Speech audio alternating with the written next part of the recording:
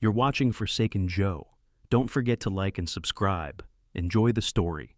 Let's begin. Rain was coming down so hard, it felt like the sky was punishing me. I stood there on the sidewalk, water soaking through my jacket, pooling around my boots, and dripping off the duffel bags that sat like wounded animals at my feet. The front door slammed behind me with a finality that hit harder than any punch. "Don't forget your charity shirts!" Kendra's voice rang out, full of venom, from somewhere behind the door. "Maybe your little fanboys on Instagram will donate enough for a bus pass." My name is Damon. I'm 39 years old, and I used to be a pro cyclist. After I retired, I started a cycling gear company, designing frames and components I wished I'd had in my racing days. For a while, it felt like I'd made something real, something mine. But dreams are fragile things. Like carbon fiber, strong under pressure, but crack it once, and it's done. I looked up at the apartment, at the windows I had framed myself, at the roofline I'd reinforced with my own 2 hands. Every beam, every nail, I'd touched it. It was supposed to be our home. Now it was Blake's gym. "Hey man, forgot your deodorant," Blake said from the doorway, grinning like a damn TV commercial. Shirtless, muscles flexed for no reason, holding a can like it was a trophy. "Gonna need it in that motel you're heading to." I didn't answer. I couldn't. My throat was locked up, like my body had gone on strike from pretending everything was okay. He stood there a second longer, like he was waiting for me to say something, then tossed the can into the bushes and turned back inside. Kendra didn't even say goodbye. They had planned it. Waited until I came home from the warehouse, already exhausted, and then dropped the bomb. She wanted a divorce. No warning. Just that smug little smirk she wore when she thought she was being clever. "You've lost your edge," she'd said, arms folded, like a manager firing a lazy employee. "Your company's bleeding money. You're chasing a dead dream. I want out before the debt collectors show up." I had no words, just nodded and started packing, like a man under hypnosis. She didn't offer to help. Blake watched from the kitchen like it was a movie, popcorn and all. I stood there for another minute on the curb, water soaking into everything. Then I hoisted the bags over my shoulder and started walking. I didn't know where I was going. I just knew I couldn't stay. That night, I lay on the air mattress in my best friend Jeremy's guest room, staring at the ceiling fan as it spun lazily above me. Everything was gone. My wife, my home, my business was circling the drain. My name, once whispered with pride in cycling circles, now meant nothing. I replayed her words over and over. "You're worthless. I don't even want a share of the divorce. There's nothing to split." And in a strange way, that cut deepest of all, because she really meant it. It started with lipstick, not the kind Kendra normally wore. This one was deep red, almost theatrical. She left it out on the bathroom counter one morning, just sitting there like it belonged. I picked it up without thinking, turned it over in my hand. It wasn't a brand I'd seen before. She used to wear soft pinks or neutral tones, the sort of thing you could barely notice. But this was war paint. That's when the seed planted itself. At first, I tried to shake it off, told myself I was being paranoid. We were both under stress. My startup was teetering, and she had just switched gyms. Maybe she just wanted to feel confident again. But the signs kept stacking up. Late nights. Always some new excuse. Spin class ran over. I got dinner with the girls. Except her phone would light up at odd hours. Names I didn't recognize, emojis and messages she wouldn't let me see. When I asked her about it, she got defensive fast. "I'm not your secretary," she snapped one night. "You don't need to track my every move." That was the moment I knew. It wasn't just suspicion anymore. It was instinct. I'd trained my whole life to read bodies. Race strategy, split-second reactions, micro movements in my opponents. Kendra was slipping. Her smile didn't reach her eyes. Her hugs lasted a second too short. I didn't confront her, though. Not yet. Instead, I started collecting things. Airdropped copies of her texts when she left her laptop open. Photos of her gym bag. Condom wrappers I never bought. Receipts from rooftop bars and Uber rides to places we'd never been together. The final crack came on a Thursday. She said she had a spa night with her coworker, some lady from accounting. But I saw the location pop up on our shared calendar. By accident, I think. Edgewater Lofts, Unit 406. I knew those condos. A flashy building downtown, all glass and chrome. I parked 2 blocks away and waited in my car with the engine off. I felt like a man watching his own crime unfold in slow motion. I knew what I'd see. I knew it would hurt, but I had to see it anyway. At 8:17 p.m., I watched her walk out of the parking garage and straight into his arms. Blake. Of course it was Blake. Mr. CrossFit. Mr. Meal Prep. Mr. I Only Eat Turmeric. He wore a tight black hoodie and joggers like he was headed to a photo shoot. She laughed at something he whispered in her ear, and then they kissed. Openly, like they had nothing to hide. I took the photo. Several, actually. It should have broken me. But instead, something else happened. Something cold. Something precise. I didn't text her, didn't call. I drove home and uploaded everything to a cloud folder, labeled it Divorce Prep. From that point on, I became someone else. I bought a pocket recorder, installed a keystroke logger on our shared computer, forwarded every bank statement to my private email. I stopped reacting, stopped talking much. I let her lie to me, and I nodded along. I think she thought I was slipping into depression, but really I was building something, not a case, not revenge, a record of the truth, the kind no one could deny. And every time she laughed at a text she thought I didn't see, every time she left the house reeking of cheap cologne and guilt, I filed it all away. Because if she wanted to burn down our life, fine. I was going to hand her the match. One morning over coffee, I dropped the first stone. I think it's over, I said, keeping my eyes on the newspaper I wasn't reading. The startup. We lost our last investor last week. Kendra didn't even look up from her phone. That sucks, she said, casually scrolling. Guess that means we're broke now, huh? No, I said slowly. It means I'm probably going to have to file for bankruptcy. I've already started closing accounts. She looked up at that. Not with concern, no, that would have been too human. She looked relieved, like someone who just dodged a bullet. Well, she said, standing up and dumping the rest of her untouched smoothie into the sink. Maybe this is a sign. You've been chasing that cycling fantasy long enough. I think it's time we both moved on. There it was. She wasn't even trying to pretend anymore. I nodded. Maybe you're right. What she didn't know, what she'd never bothered to ask, was that 2 weeks earlier, I'd signed the biggest deal of my career. A licensing agreement with a global cycling tech brand for my proprietary carbon frame design. 3 years of prototypes, 1 broken collarbone, and $500,000 in sunk costs. Finally paid off. The ink was dry. The money was sitting in a trust, quiet, waiting. But to Kendra, I was a failure. A washed-up cyclist with a garage full of rejected dreams and a maxed-out credit card. So I let her believe it. I played it to the hilt, canceled fake meetings, let mail pile up on the counter, even unplugged the espresso machine like I couldn't afford the electric bill. Every sigh, every silent dinner, every we just don't connect anymore. I played my part perfectly, and she played hers too. That weekend, she started leaving overnight bags by the door. A toothbrush disappeared from our shared cup. One night, I noticed her wedding ring was gone, replaced by a thin gold band on her middle finger. By Tuesday, she brought it up. We should just do it, she said, pretending to scroll through emails. The divorce. No point dragging this out, right? I gave her a tired nod. Yeah, let's keep it simple. I don't want to fight. She smiled then. Actually smiled. You know, she said, brushing my arm as she walked by, you're handling this better than I thought you would. Of course I was. While she gleefully contacted her lawyer, no doubt expecting alimony from a pile of ashes, I was transferring intellectual property to an LLC I'd quietly formed in Delaware, moving the licensing rights, protecting the patents, routing everything through a holding company in Arizona she'd never even heard of. She thought she was walking away clean, thought she'd leave with no strings, no claims, no stake in my future. And she was right, because I made sure there wouldn't be a penny she could touch. She filed for divorce that Friday. I watched her sign the papers like she was sealing a victory. She had no idea. She didn't escape a failure. She walked away from a fortune. The news broke on a Sunday morning. I was already up, watching the sunrise from a bench across the street from their favorite brunch spot, Leeward Cafe. It was one of those bougie places with a 3-week wait list and $18 avocado toast. Kendra used to drag me there when we still played house. Now she came with Blake. I sipped my coffee slowly, the paper cup warm in my hands. The city was just waking up. Steam rose from the sidewalk grates. Cars rolled by in lazy waves.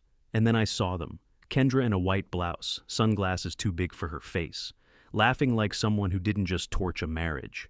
Blake followed behind her in a bomber jacket, flexing for nobody, carrying her designer bag like he was proud of it. They got seated by the front window, just like always. Prime people watching real estate. I pulled out my phone, tapped the CNBC push notification I'd been waiting on. There it was, bold and clear. Breakthrough cycling tech, acquired for $300 million. Startup founder, Damon Case, retains IP ownership. My photo ran just beneath the headline. Black polo, clean shave, smiling beside a prototype frame I designed in my garage. Inside the cafe, I saw her pause mid-laugh. She reached for her phone. Blake leaned in, curious. Her mouth moved, reading the words I already knew by heart. Then came the change. Her face collapsed. No sound, no drama, just that slow, dawning horror. She looked up, like she could feel me watching her. And there I was, sitting calmly across the street with a half-empty cup and the quiet patience of a man who finally stopped bleeding. Our eyes locked through the glass. I didn't wave, I didn't smile, I just held the gaze. Blake leaned over, reading from her phone now, his brows pulling together. He looked up too, scanning the street. I watched him squint, confused, maybe wondering how someone he'd written off as a broke has-been was suddenly headline news. I stood up, tossed my cup in the bin, and walked away. No confrontation, no smug victory speech. Just the image burned into her mind. Me, watching from the outside, calm, clean, and untouchable, while her golden exit turned to ash. This was just the first tremor. The quake was still coming. It was a week after the news broke when I went back to the apartment. I didn't need anything, really. Just a watch. A vintage racing chronograph I'd left in the nightstand. It wasn't worth much, but I'd worn it the day I won my last race. The day Kendra kissed me at the finish line, like she'd never let go. Now, it was just another thing I had to retrieve from a life that didn't belong to me anymore. The door was unlocked when I knocked. Kendra opened it halfway, clearly not expecting me to be standing there. Her eyes narrowed, scanning me like I was a threat. "What do you want?" "I'm just here for the Omega," I said, keeping my tone even. "Nightstand drawer. I'll be out in 30 seconds. She hesitated, then opened the door wider. "Fine, just don't touch anything else." I stepped inside. Same furniture, same floors. But it wasn't my home anymore. Blake's sneakers by the door, his shaker bottle on the counter. I grabbed the watch and turned to leave, but she was blocking the doorway now, arms crossed. "You really think you're clever, don't you?" I tilted my head. "Clever, number, just careful." Her lip curled. "You let me walk away. You let me file. You lied." "No," I said, slipping the watch into my pocket. "You just never asked the right questions." "You're a manipulative bastard," she hissed. I shrugged. "Maybe, but at least I didn't lie to your face every night while sneaking off to someone else's condo." She opened her mouth to argue, but I reached into my coat pocket and pulled out a small voice recorder. I hit play. "He's a pathetic man in spandex. His little bike company's going nowhere. I'm just sticking around long enough to make sure I don't leave empty-handed." Kendra's voice crackled from the speaker, sarcastic, dismissive, cruel. Her face went white. "That's illegal," she said quickly. "You can't record. In this state, I can. One-party consent." I pulled out another folder from my bag and dropped it on the coffee table. Bank statements, text logs, screenshots.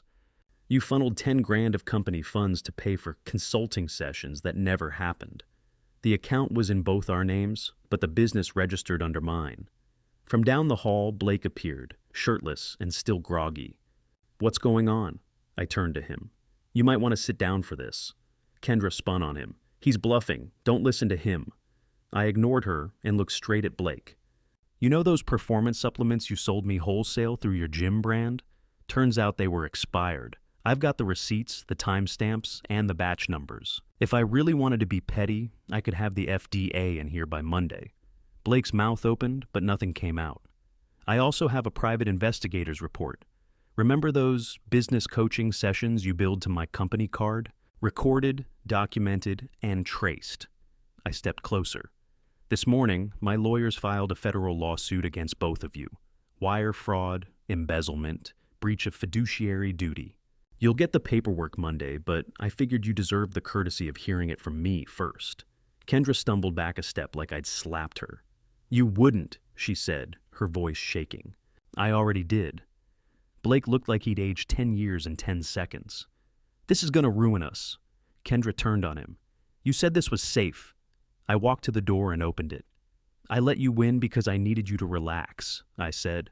"But now it's my race." I stepped into the hallway and looked back one last time. "Enjoy each other." And then I shut the door behind me, let the walls close in, let the silence swallow them whole. They wanted to burn everything down? Fine. Now they could stand in the ashes. Everyone kept saying I'd won. Lawyers, reporters, even Jeremy. "You destroyed them," he said one night over whiskey, sounding proud. "You buried her so clean it should have come with a headstone." But it didn't feel like a win. After I walked out of that apartment, I drove for hours. No destination, just road. I stopped at some gas station off Route 9, sat in the parking lot with the engine off, and stared at the blinking open sign until it started to blur. That was when it really hit me. I didn't feel victorious. I felt hollow. The silence in Jeremy's guest room was the worst. Every night it echoed back at me like a mocking laugh. No footsteps in the hallway, no keys in the bowl, no off-key humming from the bathroom. Just silence. I started waking up at 3 a.m. For no reason. Couldn't go back to sleep. Couldn't stop my mind from circling the same questions. How did I not see it coming? Why did I stay so long? Did I really matter to her at all? Some nights, I'd get up and sit in the garage, staring at the old titanium prototype frame I couldn't bring myself to throw away. It was flawed, too rigid, too light, like I used to be. Eventually, Jeremy convinced me to try therapy. "Man, you already rebuilt a life once," he said. "Might as well rebuild the parts inside too." The first session was awkward. I spent most of it talking about the company, the betrayal, the lawsuit. My therapist, Sandra, just nodded. Then she said something that stuck. "So what part of all that made you cry?" I sat there, stunned, because I hadn't. Not once, not during the ejection, not during the photos, not even after the confrontation. That night, I went back to the guest room and lay in the dark, staring at the ceiling fan again. And finally, it cracked. I didn't sob, I didn't scream, but tears came, slow, hot, heavy, because I had loved her. As twisted and toxic as it had become, I had loved her. I built a home around that love, poured years of my life into it. And she never really saw me. I was a utility, a stepping stone, something to upgrade from. It took that moment on the floor, knees pulled up, face buried in my hands, to realize I wasn't crying over her. I was crying over the version of me that thought her love was the reward for building a perfect life. I thought if I was strong, driven, generous enough, she'd choose me again. But love doesn't work like that. So now, every Thursday, I show up for therapy. We don't talk about her much anymore. We talk about me, about boundaries, about self-worth, about who I am when I'm not chasing someone else's approval. I'm still healing, still rebuilding, but this time, I'm not doing it to be seen. I'm doing it to finally see myself. The lawsuit gained traction fast. Once my attorneys laid out the evidence, fraud, asset misuse, false invoicing, it was clear Kendra and Blake had underestimated the fire they had lit. The feds got involved within weeks. Depositions were scheduled, subpoenas sent. The numbers didn't lie, and neither did their own texts and emails. Still, I stayed quiet in the press. No interviews, no dramatic social media statements, just silence. Let them scream into the void. I wasn't giving them a platform to spin the story. The first hearing came and went. Blake tried to throw Kendra under the bus. Kendra tried to act like she was the real victim. They were both eaten alive by the prosecution. That part, I let my lawyers handle. My real focus was therapy. Sandra had me digging deep, deeper than I wanted to, if I'm honest. We talked less about the lawsuit and more about the years leading up to it, about why I ignored the red flags, why I let Kendra take control of everything, the house, the money, the social circles, even my sense of self-worth. "You didn't just marry someone who lied to you," Sandra said one day. "You handed her the tools to dismantle you." It stung, but it was true. I had shrunk myself down for years, all so I could fit into the version of a man she could show off. She once said, "You're lucky I'm still around while you chase this cycling pipe dream." And I believed her. That was the hardest part to admit. But once I did, something shifted. I started doing things I hadn't done in years. Simple things like cooking real meals, going for long rides without tracking my stats, listening to albums start to finish with no purpose other than to feel something. I stopped checking Kendra's socials. I unfollowed mutuals who never checked in after the fallout, and I let go of the fantasy that she'd ever offer real remorse. She didn't. Not once. Instead, her legal team tried to offer a deal, plead guilty to lesser charges, pay a small restitution, and avoid a full trial. I told my lawyers no, because this wasn't about revenge anymore. It was about accountability. She made choices. So did I. But only one of us was finally ready to own them. One afternoon, while reviewing deposition notes in the attorney's office, I noticed a small handwritten sticky note clipped to the top of the file. In blue ink, it read, "You're not the man she said you were. You're better. Jules, paralegal." I stared at it longer than I should have. It wasn't romantic. It wasn't flirtatious. It was a human moment, a reflection. Someone saw me, really saw me, and didn't see a fool or a failure. Just a man who'd survived something brutal and chose to get up anyway. That night, back at Jeremy's, I sat on the back deck with a blanket and a glass of scotch, watching the sun dip behind the tree line. I didn't feel broken anymore, just bruised. But bruises fade. The damage wasn't permanent. Because I was no longer living in her story. I was finally writing my own. The courtroom smelled like cold air and paperwork. Everything felt sterile. Beige walls, gray suits, a few worn benches that creaked every time someone shifted. It didn't feel like the climax of a years-long unraveling, but it was. Kendra sat at the defendant's table, flanked by her attorney. Her hair was pulled back tight, her expression a cold mask she couldn't quite hold steady. Blake wasn't there. His case was separate, and he'd already taken a plea deal. Coward didn't even show up to face her. I sat behind my lawyers in the gallery, didn't speak, didn't fidget, just watched. The judge read out the sentence. 15 years, he said. You could hear a pin drop. No suspended time, no slap on the wrist, just cold, hard justice. Wire fraud, embezzlement, conspiracy. It was all there in the stack of files beside him. Kendra didn't cry. She didn't gasp or fall apart. She stood slowly, almost defiantly, and then, right before the bailiff moved toward her, she turned around in the courtroom and found me with her eyes. "This is your fault," she hissed. Her voice wasn't loud, but it cut through the silence like glass.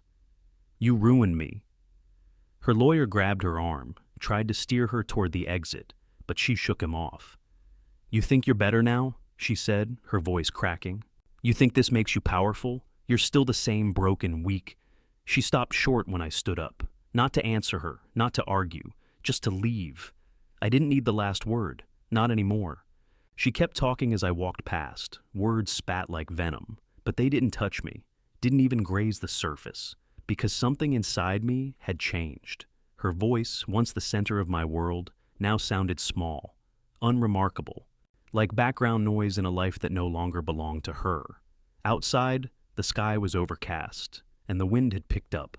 I buttoned my coat, turned off my phone, and walked 3 blocks before I realized something strange. I felt calm. Not joyful, not triumphant, just clean. Like someone had finally finished digging out a splinter they'd been too afraid to touch. For the first time in years, I didn't carry her with me. Her guilt, her betrayal, her voice. She was no longer a ghost in my story. She was just gone. And the silence? The silence finally felt like peace. I didn't realize how much of my life had gone into just surviving until I finally had space to live.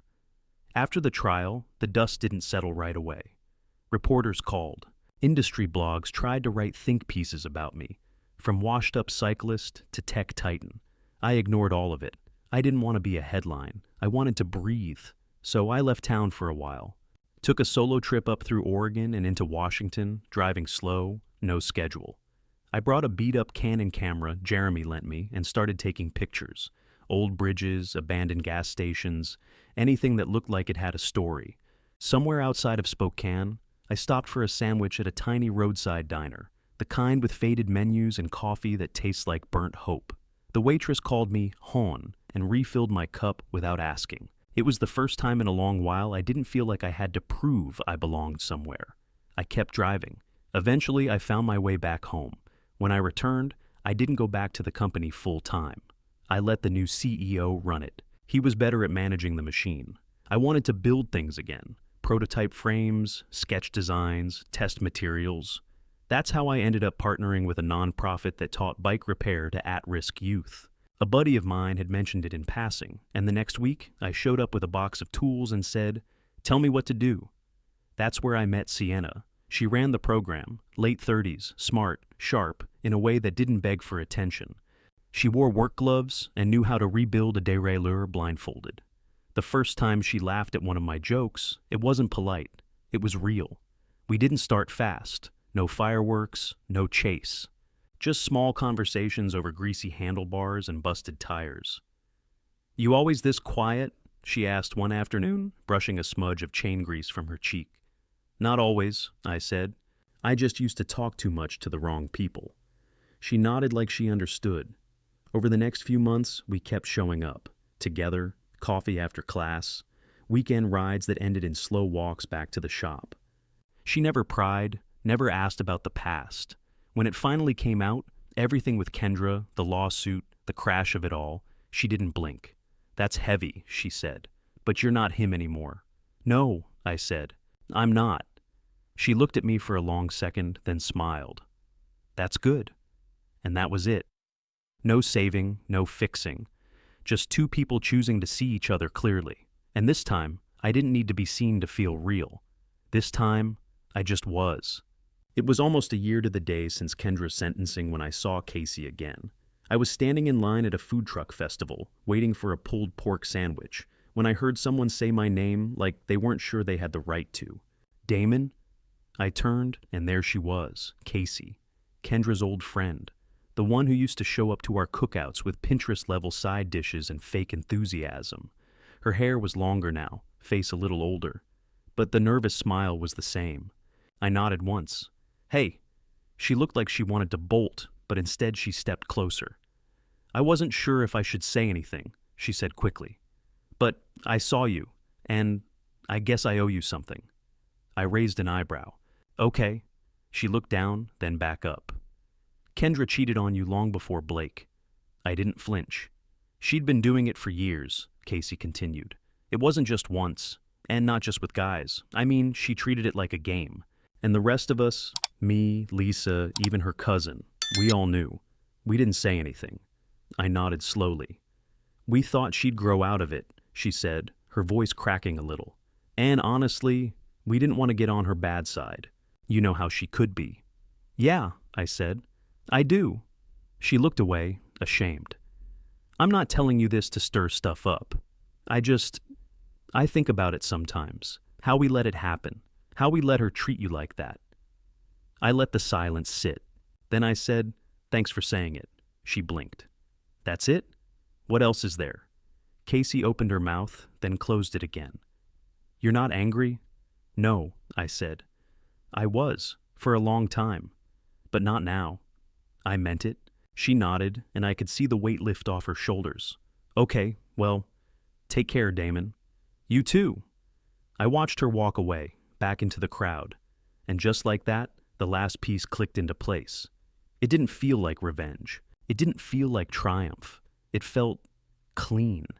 Not because she confirmed what I'd suspected, not because Kendra had been worse than I thought, but because I finally understood the truth didn't change anything I already knew. Kendra never saw me. Not when I built her a home, not when I sacrificed my dream, not when I stayed loyal to someone who saw love as a currency. And the real closure? It wasn't knowing how far the betrayal went. It was realizing I'd stopped needing her to admit it. I got my sandwich and found a quiet bench under a tree, took a bite, let the sun warm my face. For the first time in a long, long while, there was no tension in my chest, just air, just quiet, and peace that finally felt earned.